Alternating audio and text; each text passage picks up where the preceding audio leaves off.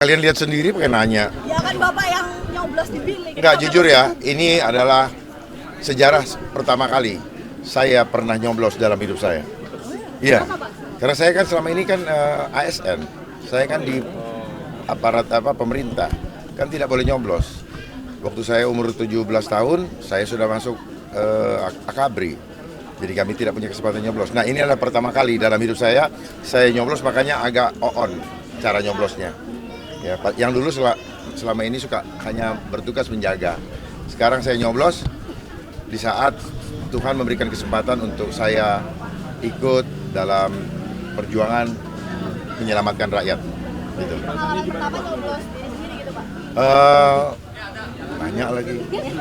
Ya, saya coblos yang Tuhan izinkan. Nah, ini kan nyoblos di tempat yang berbeda dengan Pak Kun. Nah, seperti apa nih komunikasi berdua untuk hari ini? Enggak, Saling menguatkan. pagi ini kami nggak ada komunikasi. Karena kami berpikir begini, berjalanlah seperti air mengalir. Jangan ngoyo, nanti cepat tua. Ya, saya selalu percaya diri bersama Tuhan. Saya tidak suka percaya kepada diri sendiri, tapi saya lebih suka percaya kepada Tuhan.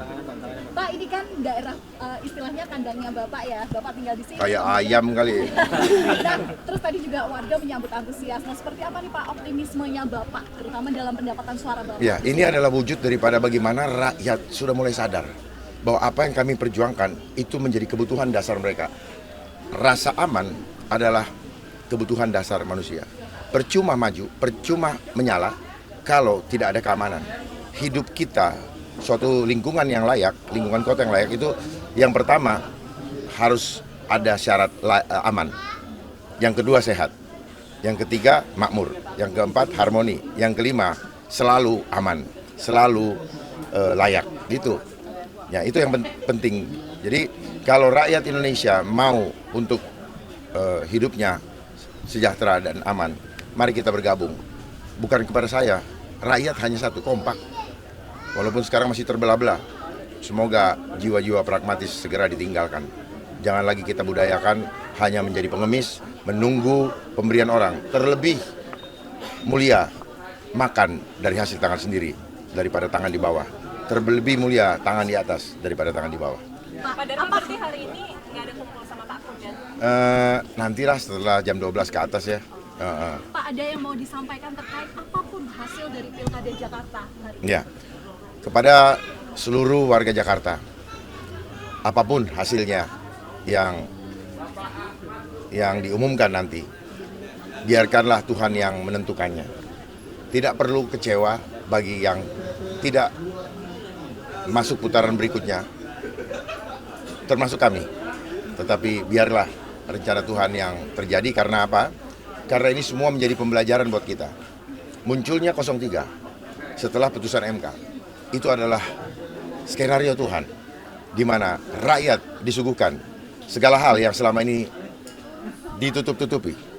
Dan akhirnya mereka saling membongkar. Dan itu adalah anugerah. Dan buat saya itu adalah pertolongan Tuhan. Karena seandainya cuma dua paslon, saya mungkin dengan 01, tentunya kami babak belur. Karena kekuatan tidak ada penolong. Jadi buat kami ya 03 penolong lah. Penolong dalam arti lah skenario Tuhan ya. Kalau tidak, waduh babak belur. Bagikan Firaun dengan Musa. Karena ini sistemnya. Mereka kuasain berapa partai itu? 14 atau? Ya. Nah, ini kalau misalnya agak mundur ke belakang Pak, tahun 2017 itu kan tensi Pilkada Jakarta agak meninggi, agak memanas ya Pak ya. Nah, apakah di tahun ini tensinya serupa atau sudah terwujud dingin. damai? Ya, damai. Karena gini, banyak artinya menunjukkan indikator bahwa rakyat sudah mulai cerdas. Buat apa ribut-ribut? Setelah ribut-ribut, mereka bersatu kembali. Rakyat ditinggalkan, rakyat saling musuhan di antara keluarga, bahkan antara teman. Terus mereka bergandengan tangan, berpeluk-pelukan, tertawa di belakang layar. Dan akhirnya mereka jalan-jalan bareng-bareng ke luar negeri, ya, menikmati kehidupan mewah. Sadarlah rakyat, ya, jangan hanya mendukung, tapi tidak ada impactnya bagi masa depan keluarga kita. Oke, Pak, tadi Bapak sempat komentar juga ada dugaan money politik pemberian bansos. Saya tidak mengatakan komentar, justru saya banyak tahu dari wartawan. Jadi ya silakan wartawan selidiki itu. Jangan cuma saya aja yang diselidiki. Tapi Bapak pernah melihat itu? Ya. Secara kasat mata ada pembagian yang berujung pada untuk Saya nggak terlalu, itu buat saya itu hanya menghabiskan energi. Untuk apa mencari hal-hal seperti itu? Saya lebih baik fokus kepada apa yang harus saya lakukan, bukan kepada mencari tahu apa yang orang lakukan.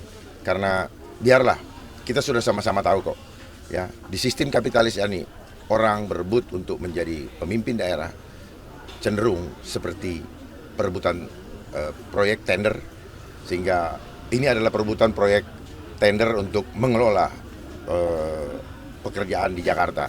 Ujung-ujungnya apa? Angka. Itu yang di Uber. Kalau nggak bakal ribut lah. Di mana-mana keributan atas dan bawah. Ya, saudara, itu ujung-ujungnya apa? Bukan ujung-ujungnya, akar masalahnya apa? Uang. Ya. Makanya lihat program saya, tidak pernah saya menawarkan mau saya kasih ini, mau saya ini, enggak. Bagaimana kita efisiensi, bagaimana kita mengoptimalkan, mengefisiensi semua anggaran supaya apa? Supaya bisa itu diperuntukkan untuk mensejahterakan rakyat, bukan mau bagi-bagi yang tidak bertanggung jawab dan kemudian rakyat nanti akhirnya hanya dapat apa? Dapat tetesan kosong, tetesan. Ya. Seperti KJP apa segala macam kan banyak, udah ini dapat, udah sebentar nggak dapat, yang ini nggak pernah dapat. Itu akibatnya. Ya, makanya jangan mudah terbuai. Makanya saya ajak semua selama ini apa? Tirakat dulu atau tahajud sebelum mengambil keputusan. Pak, tadi Bapak singgung soal putaran berikutnya, berarti Bapak prediksi ada putaran kedua? Oh bukan, kan tadi saya sampaikan siapapun ya, mau dia kalah di dalam satu putaran atau apa, serahkanlah hasilnya kepada Tuhan dan belajarlah ikhlas. Kalau kita kecewa berarti kita menentang putusan Tuhan. Ikhlas itu maksudnya gitu. Jadi apapun yang terjadi dalam hidup kita sebenarnya sudah ada dalam rancangan Tuhan. Ya, tinggal kita mau mengikuti rancangan Tuhan atau kita mencari jalan sendiri atau merencanakan sesuai dengan keinginan hawa nafsu kita. Paslon nomor urut 2 terima apapun hasilnya hari ini, Pak? Jelas, ikhlas. Keputusan Tuhan itulah yang terbaik bagi kami. Setidak-tidaknya saya sudah menyampaikan kepada rakyat sehingga apa yang saya sampaikan menjadi legacy bagi rakyat Indonesia. Ini adalah wawancara terakhir kita mungkin dengan seluruh wartawan. Saya ucapkan terima kasih atas kerjasamanya selama ini. Saya sangat bahagia bisa berkenalan dan rekan-rekan sudah menyampaikan ke seluruh warga rakyat Indonesia apa yang akan terjadi nanti. Saya sayang dengan bangsa ini.